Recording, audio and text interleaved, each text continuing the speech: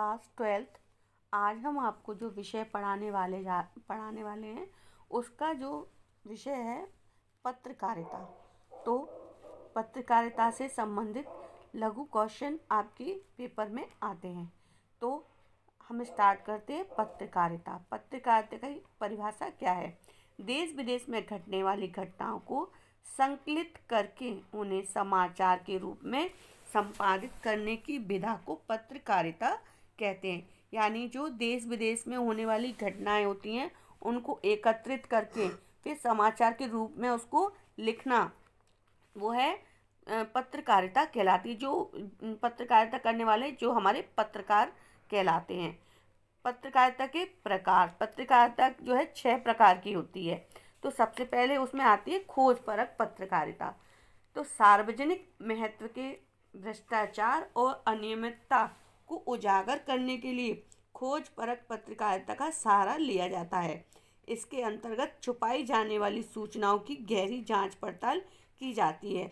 जो क्राइम वगैरह होते हैं जिनको बहुत छुपाया जाता है, उनको निकालने में जो मुश्किल होती है, तो उसके लिए जो खोजपरक पत्रकारिता का सहारा लिया जाता है, क्योंकि उसके लिए प्रमाण की भी आवश्यकता होती है और जो प्रमाण एकत्रित करके फिर उनको भी प्रकाशित किया जाता है।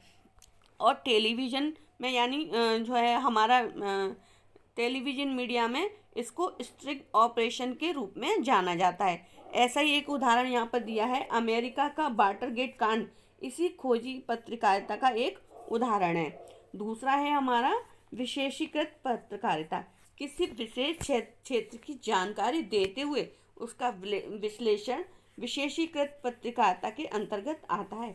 इसके अंतर्गत मुख्य रूप से निम्नलिखित क्षेत्र आते हैं, जैसे संसदीय पत्रकारिता यानी संसद से संबंधित, न्यायालय की पत्रकारिता यानी न्यायालय में जो जो निर्णय लिए जाते हैं उनसे संबंधित जो समाचार होते हैं। आर्थिक यानी जो हमारा सेंसेक्स का जो पेज आता है उसमें उसके विषय में दिया जाता है। आर्थिक, सोना वगैरह उनकी विषय, सोना चांदी के भाव, ये हमारा आर्थिक के रूप में आता है। खेल जगत की जो जानकारी होती है तो वो खेल पत्रकारिता के अंतर्गत आती हैं। विज्ञान और विकास से संबंधित भी पत्रकारिता की जाती है। उसमें जो है विज्ञान और विकास से संबंधित जो है समाचार एकत्रित किए जाते हैं। अपराध, फैशन और फिल्म के से संबंधित जो जानकारी होती है, जो समाचार होते हैं, वो हमारे इसके अंतर्गत आते हैं।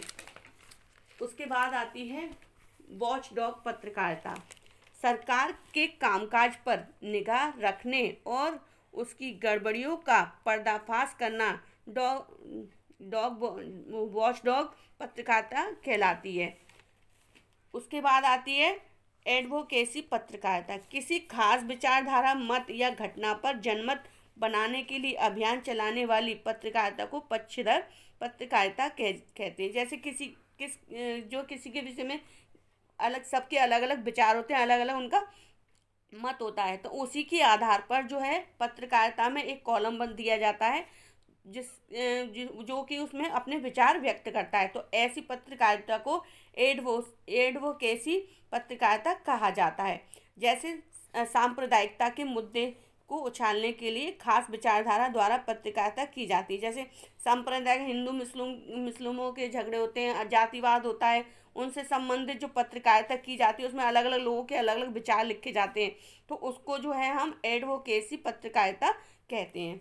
अब अगला है हमारा 5वां वैकल्पिक पत्रकारिता। प्राय सभी पत्र तथा पत्रकार स्थापित व्यवस्था और मालिकों के अनुकूल चलते हैं, परंतु जब मीडिया स्थापित व्यवस्था के विकल्प के रूप में अपनी सोच को व्यक्त करता है तो उसे वैकल्पिक पत्रकारिता कहते हैं। ऐसी पत्रकारिता में जो है जो पूंजीपति, प्राय और सरकार तथा विज्ञापनों का समर्थन प्राप्त नहीं होता, यानी सभी इनके खिलाफ हो जाते हैं। 6वां है हमारा पीठ पत्रकारिता या पेज 3 पत्रकारिता। सनसनी या चकाचौंध या ग्लैमर फैलाने वाली पत्रकारिता को पीठ पत्रकारिता या पेज 3 पत्रकारिता कहा जाता है। भारत में ब्लिज्ड अखबार इसी कोटि का अखबार है, यानी इस अखबार में जो है पीठ पत्रकारिता का भी काम सबसे अधिक किया जाता है। अगला है हमारा पत्रकारिता के विविध आयाम उसके कुछ आयाम अलग से हैं। जैसे पत्रकारिता का संबंध मुख्य रूप से समाचारों से है, किंतु इसके अन्य आयाम भी हैं। किसी विचार टिप्पणी, यानी उसमें किसी के विचार भी होते हैं, किसी के ऊपर टिप्पणियां भी की जाती हैं। संपादक के ले गया है, संपादक जो है उसमें अपना लेख भी देता है, फोटो भी होते हैं और कार्टून वगैरह भी दिए जाते हैं। तो ये जो आयाम है पत्रकारिता के अन्य आयाम हैं। तो पत्रकारिता हमारी इतनी है, इससे आगे का वीडियो हम अगली उसमें समझाएंगे।